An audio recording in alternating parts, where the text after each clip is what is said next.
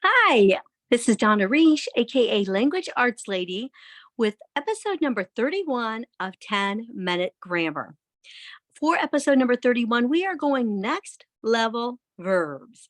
So we started out this whole podcast series with the first 12 episodes or so being about parts of speech, and we did just basic kind of what are the 10 parts of speech in order, why we learn them in that order, teaching tips, and so forth. And now we are moving on into next level parts of speech. So we started a few weeks ago with noun marker, which is, of course, the three little words tell you that a noun is about to be heard. Then the next week we talked about nouns, person, place, thing, and idea. Of course, a noun marker marks, it's also called an article. It marks a noun. It tells you that a noun is coming. Then last week we did adjectives, which of course describe nouns. So we want to keep the things together that go together or that describe each other or that have affiliation with each other. So then that took us to the sneaky cat, but we're still not ready to write a sentence. And of course, we know that grammar is for speaking and writing. And so we need to write those sentences. So we need, of course, a verb. So we have now the sneaky cat climbs, and we can write as many sentences as we want with a noun marker, an adjective, a noun, and a verb, using a noun as the sentence's subject, right? Of course, you can just do it with the subject, the noun as the subject, and the verb. Dogs bark, cats climb, children play, right? But we are going through the parts of speech in a systematic order that they make sense according to what they do and what they describe and their affiliation with other parts. So today we are moving into episode number 31, next level verbs. So I start out with teaching my first three kinds of verbs. And there are literally dozens of kinds of verbs. When you stop and think about being, helping, linking, modals, stems, base, helping, transitive, intransitive, the past, present, future perfect, right? We go on and on and on with the verb teaching.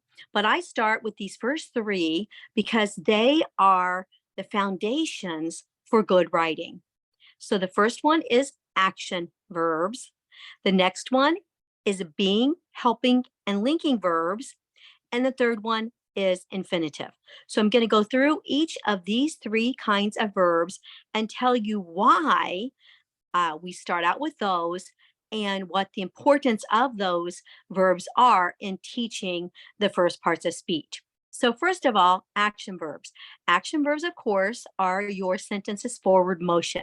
We always tell students that you want your verbs to be active, that you want your verbs to speak for themselves without even needing describers, right? And so actually, once my students learn how to add adverbs and adjectives via my checklist challenge, the chart where they edit their own papers using an objective chart, then later on, when they're older, they actually do the opposite. And they have to take out adverbs and make their verb so strong that an adverb is not even needed. So yes, verbs are the forward motion of our sentences. Verbs, of course, tell what the subject is doing. So what a person is doing, what a thing is doing, whatever the subject of the sentence is doing is usually an action verb. Students often have trouble with action verbs because they think they have to be action. So they might say, yes, running is an action verb, jumping is an action verb, skipping is an action verb, biking is an action verb, but sleeping is not, right? So we want them to understand that anytime the person or the thing, the subject of the sentence, is doing anything at all, if it's not just being, it is action, even if it feels inactive. All right. And we need to, of course, learn action verbs right off the bat to be able to match our verbs especially if it's an action verb by itself, jumps, runs, climbs, right?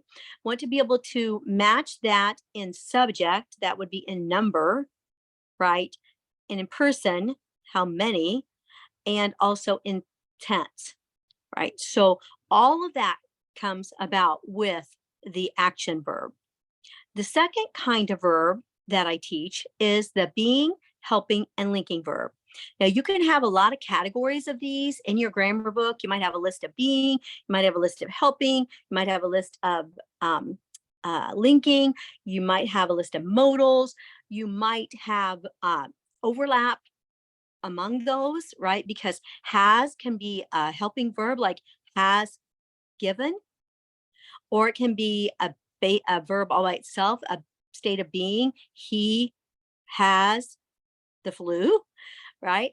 And so, because of that, there are so many different categories of verbs that I took all 36 of the being, helping, and linking verbs and put them all together in one category called BHL verbs, being, helping, and linking verbs.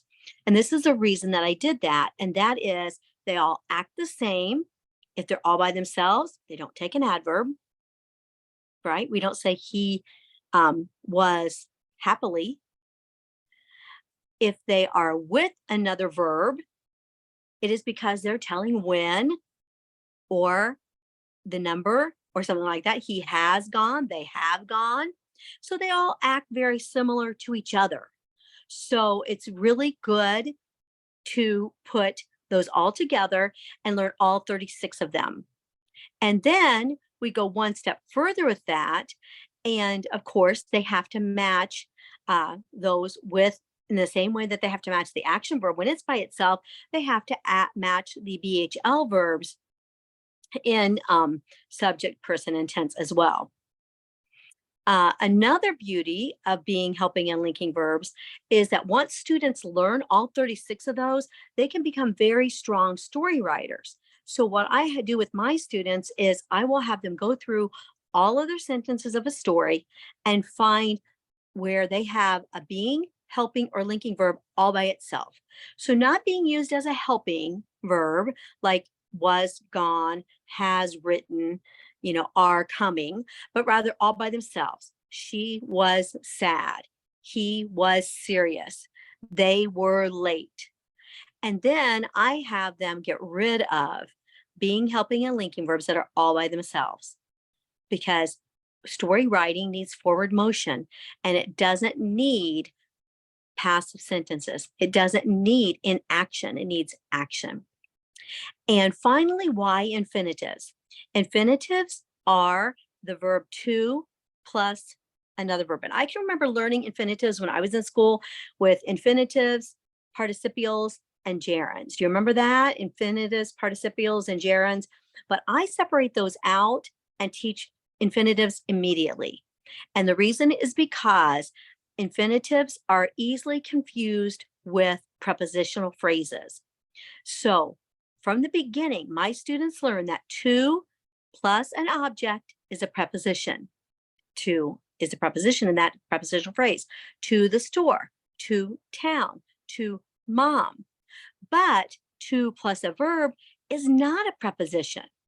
It is an infinitive, a special verb called an infinitive. To plus a verb, to run, to jump, to be. And it is really important to be able to tell the difference between those two right off the bat. Because first of all, they can think that they don't even have a verb in their sentence if they see to run and they don't recognize it as their sentence's verb. They can also think that they have a verb anytime they have to with any word. So they have to be able to distinguish to as a preposition and to as the beginning of an infinitive. They also need to be able to distinguish the two from each other because they need to get rid of prepositional phrases mentally in order to match their subjects and verbs together. So in the case of the boy along with the girls was, you ignore along with the girls because it's a prepositional phrase. The boy was, even though girls is right up against it. So I teach my students from the beginning to tell the difference between a to plus a verb is an infinitive, a to plus an object is a prepositional phrase, and we get rid of prepositional phrases mentally so that we can match our subjects and our verbs more clearly. So thank you so much for joining me for another episode of 10-Minute Grammar. I'd love to have you subscribe at YouTube or iTunes and follow me on Instagram. Of course, if you subscribe at Language Arts Lady blog, you get all of the outlines and everything each week in your email as well. I will see you on the next episode of 10-Minute Grammar.